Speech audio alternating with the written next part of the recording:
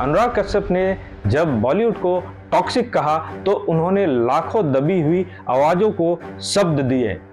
यहाँ कहानी से ज्यादा स्टार की वैनिटी वैन के साइज पर ध्यान दिया जाता है।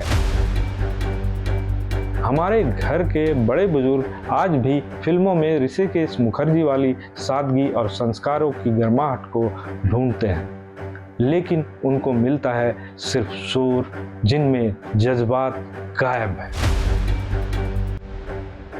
आज के युवा नेटफ्लिक्स और कोरियन ड्रामा देख रहे हैं। उन्हें सिर्फ मसाला नहीं, मजबूत कंटेंट भी चाहिए।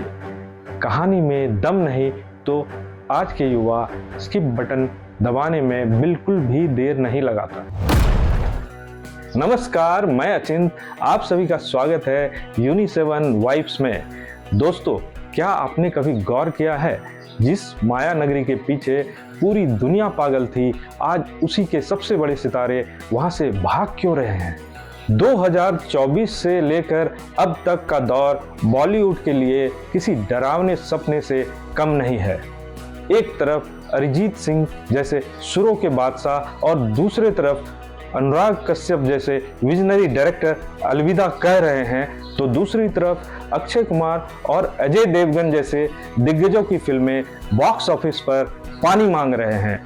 आखिर ऐसा क्या हुआ है कि सिल्वर स्क्रीन की चमक फीकी पड़ गई है?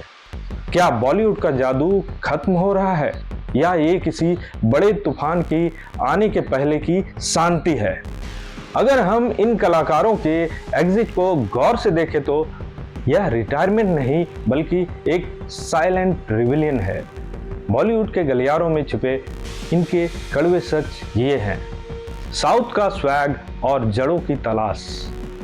सनी देओल से लेकर बड़े बड़े स्टार कास्ट अब ये मानते हैं कि दक्षिण भारतीय सिनेमा अपनी मिट्टी से जुड़ा है। बॉलीवुड जहां 500 से 800 करोड़ के फर्जी आंकड़ों की रेस में भाग रहा है, वहीं साउथ इमोशन और मास अपील पर राज कर रहा है। क्रिएटिव दम घोटू माहौल। अनुराग कश्यप ने जब बॉलीवुड को टॉक्सिक कहा तो उन्होंने लाखों दबी हुई आवाजों को शब्द दिए। यहाँ कहानी से ज्यादा स्टार की वैनिटी वैन के साइज पर ध्यान दिया जाता है। कम बजट में मार्वल स्टूडियोज जैसे दिखाने की लालच ने क्रिएटिविटी की हत्या कर दी है। शोहरत से बड़ी शांति। ज़ाहिरा वसीम से लेकर अनुष्का शर्मा तक इन सितारों ने साबित किया कि स्क्रीन पर दिखने वाला फेम से ऊपर भी एक जिंदगी है। किसी ने आध्यात्म को गले लगाया तो किसी ने परिवार के सुकून को लाइट कैमरा एक्शन से ऊपर रखा। लेकिन रुकिए, यह लड़ाई सिर्फ कलाकारों की नहीं, यह लड़ाई हमारी और आपकी भी है, यानी दर्शकों की। जब मैंने बॉलीवुड के एक्सपर्ट से इस पर गहरी चर्चा की तो उन्होंने समाज के 3 अलग अलग वर्गों का हाल बताया। सबसे पहले बुजुर्गों का दर्द। हमारे घर के बड़े बुजुर्ग आज भी फिल्मों में ऋषिकेश मुखर्जी वाली सादगी और संस्कारों की गर्माहट को ढूंढते हैं, लेकिन उनको मिलता है सिर्फ सुर जिनमें जज्बात गायब है। इसके बाद आता है युवाओं का ग्लोबल डिमांड।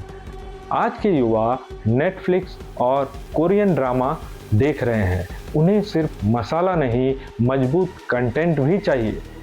कहानी में दम नहीं तो आज के युवा स्किप बटन दबाने में बिल्कुल भी देर नहीं लगाता। और बॉलीवुड एक्सपर्ट के हिसाब से बच्चों के नए संसार में अब सिनेमा हॉल जाना बोरिंग है। उनके पास यूट्यूब और वर्ल्ड क्लास एनिमेशन है। बॉलीवुड के पास उनके लिए अब कुछ नया बचा ही नहीं है। 2026 में बॉलीवुड एक ऐसे चौराहे पे है जिसे अपनी पहचान फिर से तराशनी होगी। बड़े प्रोजेक्ट ठंडे बस्ते में है क्योंकि जनता अब रिफाइंड और फ्रेश कहानियों की भूखी है। अगर स्टार कल्चर का घमंड नहीं टूटा और कंटेंट को राजा नहीं बनाया गया तो जाने वालों की लिस्ट और भी लंबी होती जाएगी। तो निष्कर्ष बहुत सीधा है साहब, बॉलीवुड मर नहीं रहा बल्कि खुद को री इन्वेंट कर रहा है। आज का कलाकार सिर्फ चेक पे लिखे जीरो के पीछे नहीं बल्कि सम्मान और रूहानी सुकून के पीछे भाग रहा है।